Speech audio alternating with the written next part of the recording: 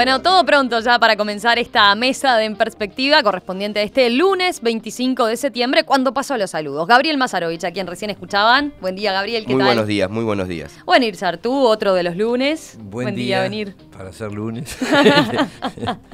Casilda Echeverría, como invitada a la mesa de los lunes. ¿Qué tal, Casilda? ¿Qué tal? ¿Cómo estás? ¿Todo bien? Muy bien. Bueno, vamos a ver cómo te tratan tus compañeros. Muy bien, como corresponde. Como unos caballeros. Y Daniel, súper bien, ¿Qué tal? Buenos días, un gusto estar por acá. Bueno, vamos al primer tema que nos convoca para hoy.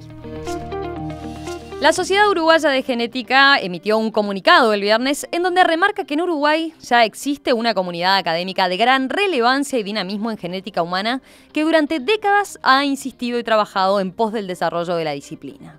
El comunicado aparece luego de que la vicepresidenta Lucía Topolansky dijera aquí en Perspectiva que Raúl Sendic es de los que más saben de genética humana en Uruguay a pesar de no tener el título. Recordemos lo que decía Topolansky cuando fue consultada sobre declaraciones públicas que había hecho tiempo atrás, donde había señalado que ella había visto el título de licenciado en genética humana de Raúl Sendic. Hizo un año teórico, después hizo un año de investigación y otro de práctica. Allí faltó la tesis final. Ahora, del punto de vista de la genética humana, pienso que en Uruguay es uno de los que sabe más, aunque no tenga esa es otra historia. Cartoncito. Bueno, ¿les llamaron la atención estos comentarios de Topolansky reeditando el tema del título de Sendic, Daniel? Sí, a mí me llamó la atención que sigan revolviendo sobre el barro, ¿no? Para tratar de sacar no sé qué. Pero la vuelta de tuerco que a mí me interesó es, bueno, vos acabas de hacer una entrevista, el fin de semana lo vi en Telemundo al doctor Rayo, que es grado 4 en genética humana o en biología humana, es que por fin reacciona quienes deberían haberse sentido involucrados desde el primer momento. Y llama profundamente la atención, en la entrevista que tú hiciste y en todo el relevamiento que leí el fin de semana, que esta comunidad de 150 personas, doctores, científicos, que se han especializado, que han estudiado, que trabajan en institutos en el exterior, que son fuente de consulta, citados en papers en toda la academia que investiga estos temas, ninguno conoce a Sendic, ¿no? A quien supuestamente para Lucía Topolansky es uno de los tipos que más saben de genética humana en Uruguay. Y todo esto me lleva a hacer dos reflexiones, ¿no? Sí, había oyentes que hoy temprano preguntaban, por ejemplo, si Sendic se había vinculado de alguna forma con la Sociedad de Genética. No, me decían que no. Que no se ha vinculado. De hecho, leí una frase de Sendic diciendo que él en los 80, bueno, evidentemente había estudiado algo de esto y que había quedado, que hoy sería totalmente un analfabeto. Hay que reconocerle eso a Sendic. Pero lo que quiero decir, a mí lo que me gusta es que empiecen a reaccionar aquellas personas que han estado callados durante mucho tiempo, sintiendo el avasallamiento de estas medias verdades que ha tirado al Uruguay el matrimonio Mujica-Topolansky, y las dejan caer ahí, las deslizan ante el silencio cómplice de la UDELAR y de los académicos y de los profesionales, que sistemáticamente Mujica se ha burlado de los profesionales, y es hora que el Uruguay reaccione. El Uruguay está reaccionando con la JUTEP, con el dictamen del Tribunal de Ética del Frente Amplio, está diciendo, no, vamos a ponerle un freno a esta cuestión de decir cualquier cosa, aceptar cualquier cosa, que cualquier cosa se instale y todos calladitos como corderitos. No, es bueno que la sociedad empiece a reaccionar, y lo que están haciendo esta sociedad de genetistas del Uruguay me parece buenísimo. Me parece buenísimo que alguien ponga freno, ¿saben a qué? A la mentira. Porque después discutimos de la posverdad de Trump, la posverdad acá y acullá, y estamos hablando de eso. Es tratar de instalar un relato que no tiene asidero en la realidad. Entonces, me parece muy bueno que el Uruguay reaccione, que el ADN, hablando de genética del Uruguay, diga, no mientan más. Al uruguayo no le gusta que le mientan ni que se lo lleven de pesado con mensajes que no son reales. Y me parece que el matrimonio Mujica-Topolansky y todo lo que viene atrás de ellos, es hora que empiecen a darse cuenta que Uruguay, ese estilo no va con Uruguay. Ojalá que las urnas hablen. ¿Casilda? Bueno, en línea con lo que dice Daniel, a mí me pareció muy interesante lo que decía el dictamen fiscal. El dictamen fiscal lo que toma es los papeles que han venido de Cuba, y efectivamente él no hizo una carrera de 3 años, sino que hizo simplemente un curso extracurricular en genética humana e intervino en 2 investigaciones o en 2 zonas de investigación.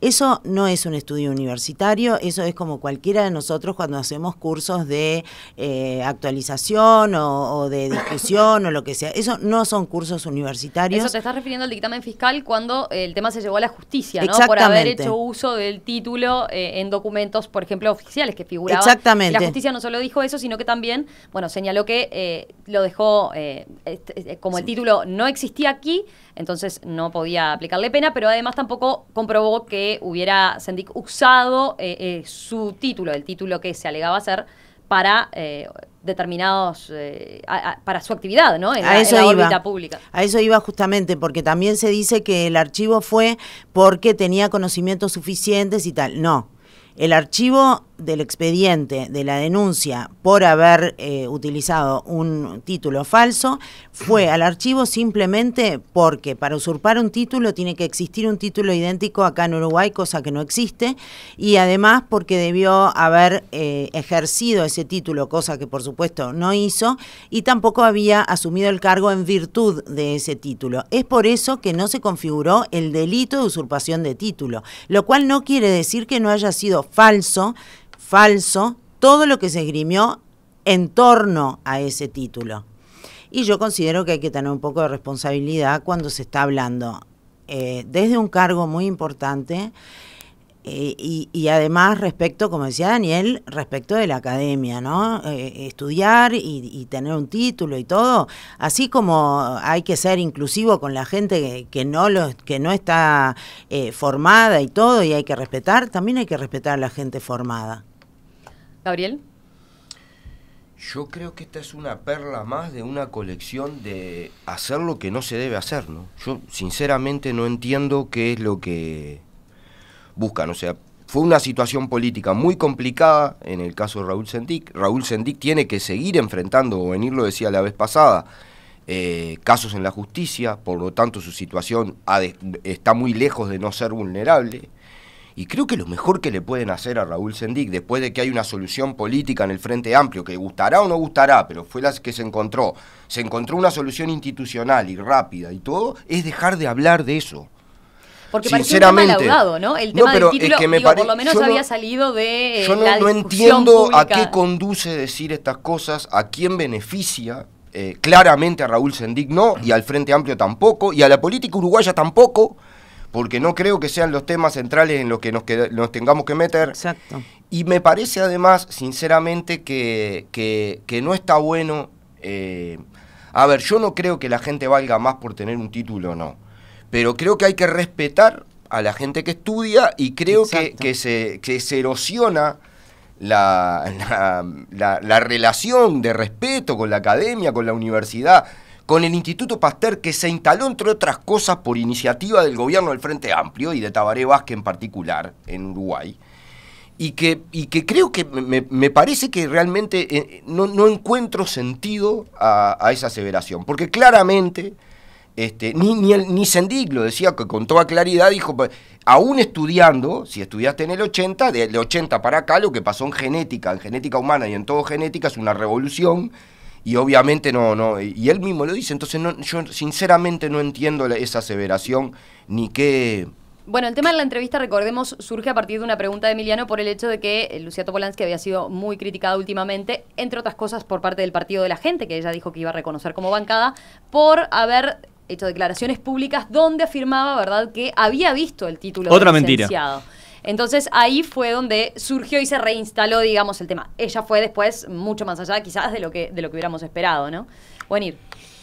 Sí, yo oscilo entre dos cosas, ¿no? Por un lado, la sensación que comparto con todos de que esto debería ser, por dignidad y hasta por piedad, dejado como una página pasada, ¿no? Es un tema claro, laudado, liquidado desde el punto de vista político. Por momentos también me pregunto por qué esta especie de nueva embestida que viene desde la misma casa, contra todo lo que signifique conocimiento universitario, ¿no? Es decir, académico. Y me parece que hay una tesis que está en el fondo del discurso de Mujica y de Topolansky, ¿no? Y no son los únicos. Me parece que la idea es, hay dos formas de ver las cosas. Hay un sector de la población muy importante que, como Mujica lo ha dicho, no lee. Entonces, por ejemplo, la diferencia entre tener o no tener un título académico, si Lucía dice que Sendik sabe más de genética que nadie, bueno, ¿qué saben? ¿Qué significa si tiene el título, si no lo tiene, si hay licenciatura o no hay licenciatura? No hay que olvidarse que nosotros tenemos un 70% de deserción antes de terminar el nivel secundario de enseñanza. Entonces, no tiene el mismo significado tener un reconocimiento académico para quien no terminó el liceo que para quien tiene nivel de formación terciario. Y yo creo que ese discurso de Mujica y Topolansky apunta a un sector de la población para quien esas cuestiones académicas no tienen importancia, y creo que la idea es, bueno, la palabra de un líder o de una figura importante puede pesar más que los reconocimientos académicos o los cartoncitos formales. Lo cual es apostar a la peor de las hipótesis, en vez de superar esa brecha cultural que nos está haciendo tantísimo daño como sociedad.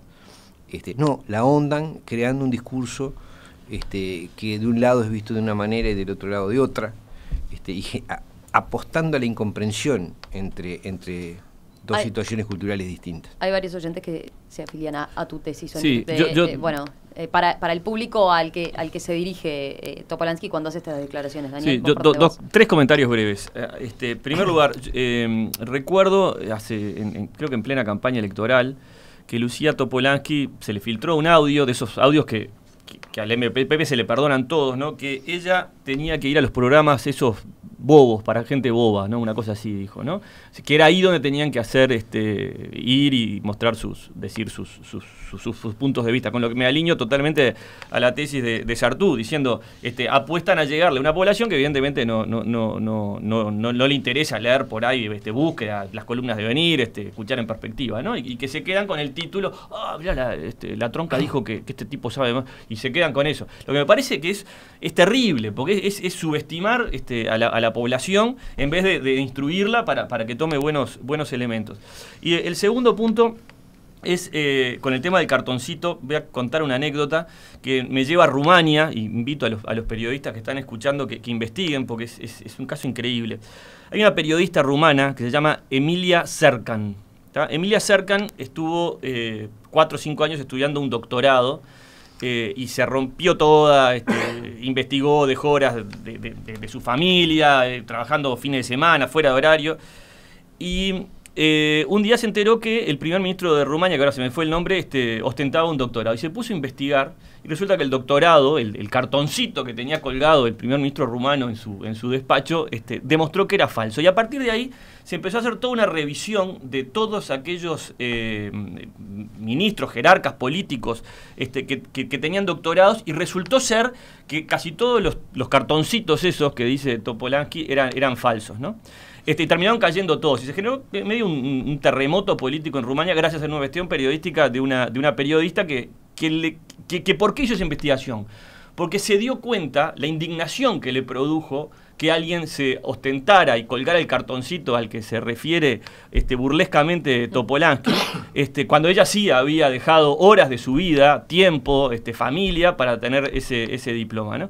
Entonces me parece que no es menor lo de la mentira de Sendik, ¿no? Lo de la mentira de Sendik, y que sigan insistiendo, tratando de vender que Sendik anda bien con el tema de la genética. Me parece un error totalmente garrafal y le hace mal al Uruguay, y ojalá que el Uruguay sancione la mentira de Sendik y de Topolansky diciendo que vio ese título.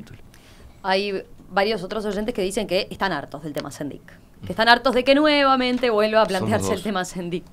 Casilda. En un mundo que va hacia el desarrollo tecnológico a una velocidad impresionante, y que muchos están hablando de si eso va a hacer perder o no puestos de trabajo, yo creo que despreciar el estudio y despreciar el avance en la cultura y todo lo demás es realmente preocupante.